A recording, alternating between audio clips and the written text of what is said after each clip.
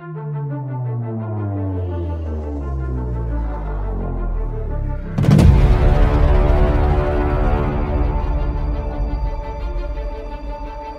name is Waray. Good morning. Ang oras ko ngayon dito ay 32 minutes past the hour of 8.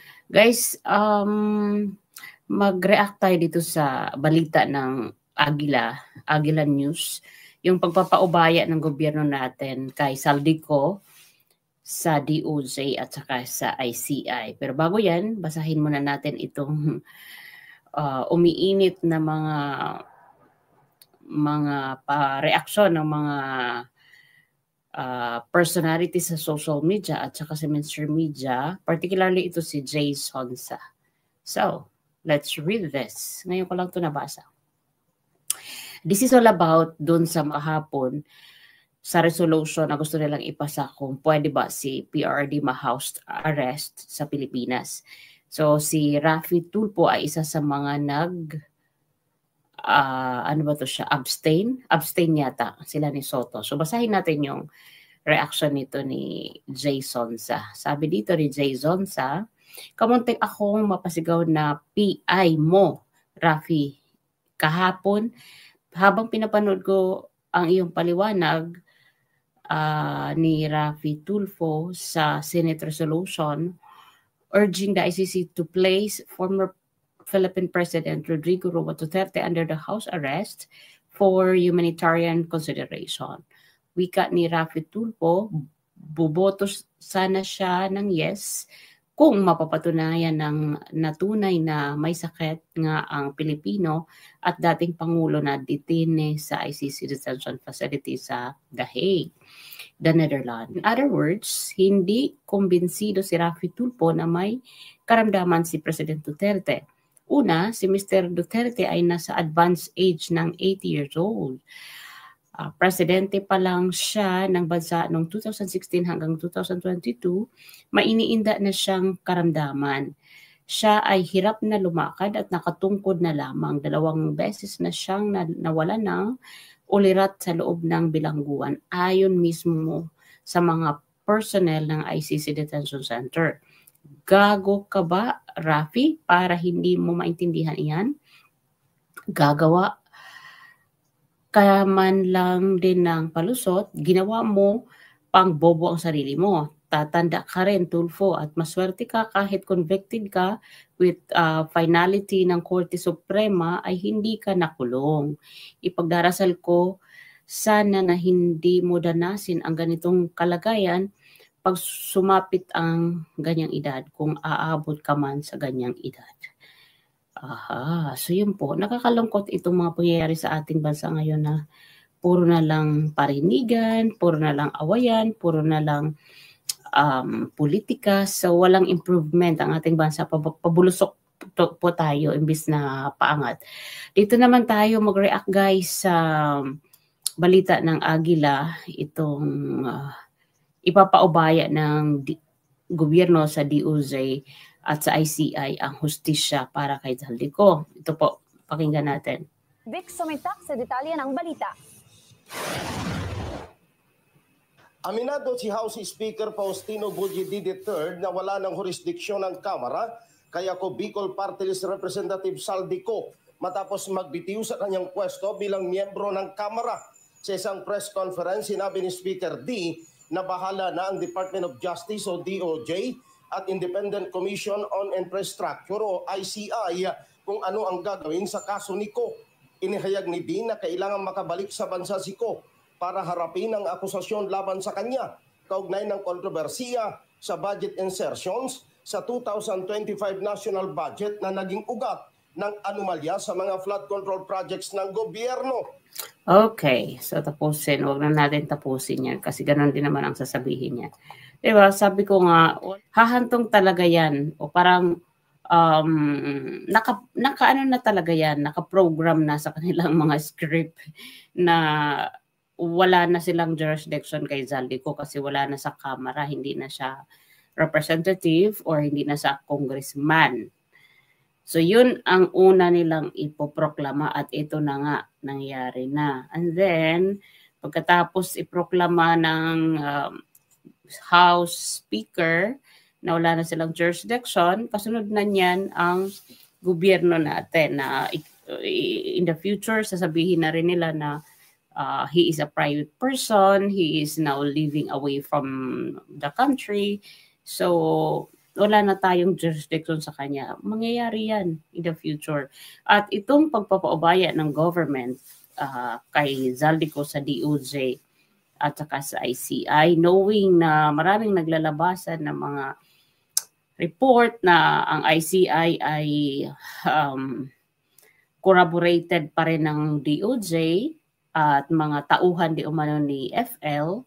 So, hindi pa rin ito independent kasi sabi nga ni Senator Marcoleta, saan ka nakakita ng hearing na ang DOJ appear sa DOJ ay sa Blue Ribbon hearing. Kung maalala natin, si Jonathan Morales, yung PIDEA agent, noong nag-hearing dahil pinatawag siya sa Senado, di ba, sinabon-sabon siya ni Jinggoy, nagkaroon pa sila ng nagkaroon pa sila ng nagkainitan pa sila, di ba, ni si Sen Jinggoy at saka si Expedia. Walang DOJ doon. Walang DOJ na nakikisawsaw sa hearing noong panahon ni PIDEA leaks, PIDEA agent Morales. Nakakapagtaka ngayon na bakit nga naman nandun siya lagi. Tama si Senator Marcoleta. Bakit nga naman? Ano bang meron?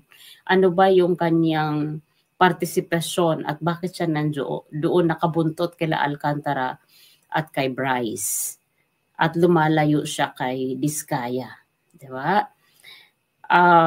Sabi ko nga kahapon, kapag hindi talaga ito bilisan ng gobyerno, yung pagpapauwi kay Zaldico, yun po yung mangyayari na maidedeklara yan in the future na wala na tayong jurisdiction kay Zaldico kasi pribadong tao na yan. Businessman yan at wala tayong pakialam sa kanyang buhay. Aasahan natin yan na mangyayari. And then, ICI will never become truly independent. Totoo, naniniwala ako dito. Wait lang.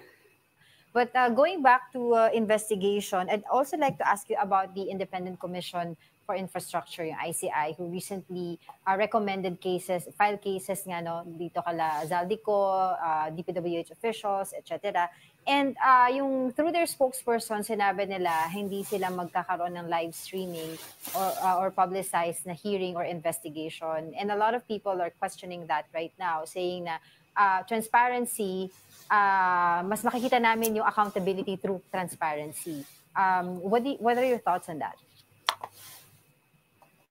Well, from the very start, I never had confidence on the ICI, because from the very start, I already registered opposition to that because it was never going to be truly independent, because it's a creation of the executive branch.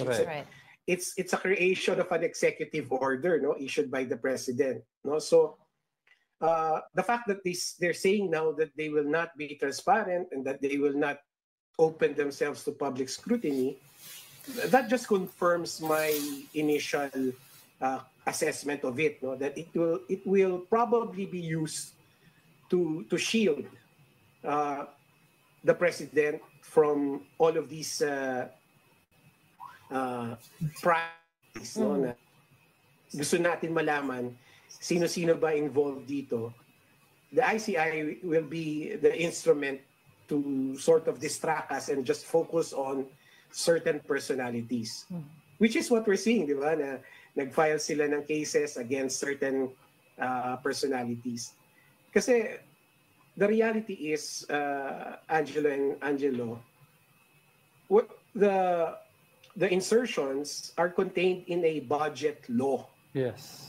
Which means the president, the Senate president, and the speaker are responsible for those insertions because their signature appears on those budget laws.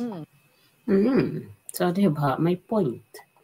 imposibleng walang kamay ang ating Pangulo dyan. Kaya nga, Remulla talagang aktibo sa pag-corroborate sa ICI at sa mga hearing kasi siya yung panangga ng gobyerno para hindi madawit ang pangalan ng Pangulo. Pero kasi nadawit na ni Guteza, hindi man pangalanan na si Bongbong Marcos ang tumanggap, pero nabanggit niya na hanggang Malacanang ang hatiran ng mga basura. So, sino pang maniniwala? At again, basically, si PBBM ang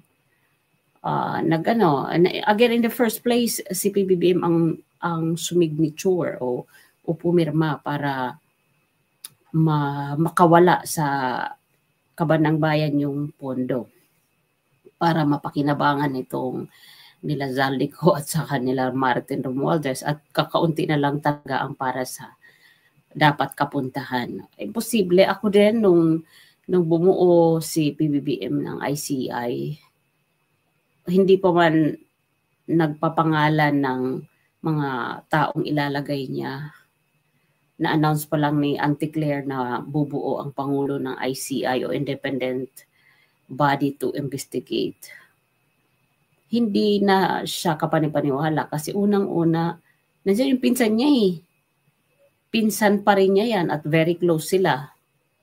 Kasi, or close or under si PBBM sa kay Martin Romualdez. Nagtatanong lang, di ba? Kasi marami yung mga bulong-bulungan na it is Martin Romualdez and FL who's acting as a president, not PBBM. So, wala rin akong trust, wala rin akong tiwala dyan sa mga in-appoint niya. I mean, maybe they are trusted people, pero yung sasabihin mong hindi sila tatanggap ng anumang corroboration, cooperation from DOJ, I don't think so.